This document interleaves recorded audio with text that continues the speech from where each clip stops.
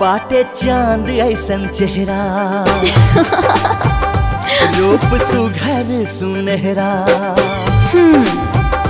बाटे चांद ऐसन चेहरा रूप सुघर सुनहरा। अब ता हमरी नजरिया में बस गईलू, अब ता हमरी नजरिया में बस गईलू ए रानी। सीधे कर जुआ में धस गईलू ए रानी, सीधे कर जुआ में धस गईलू।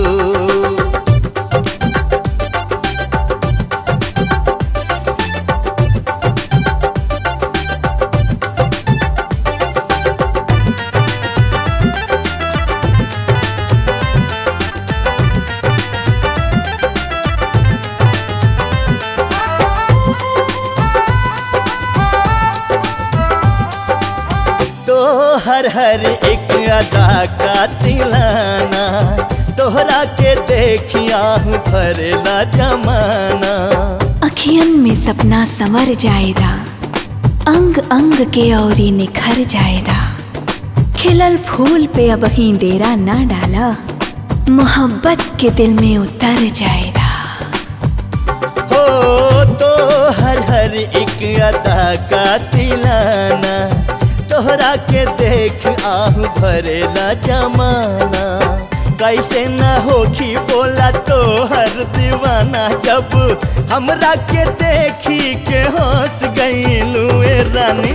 सीधे कर जुआ में धस गईलू ए रानी, सीधे कर जुआ में धस गईलू।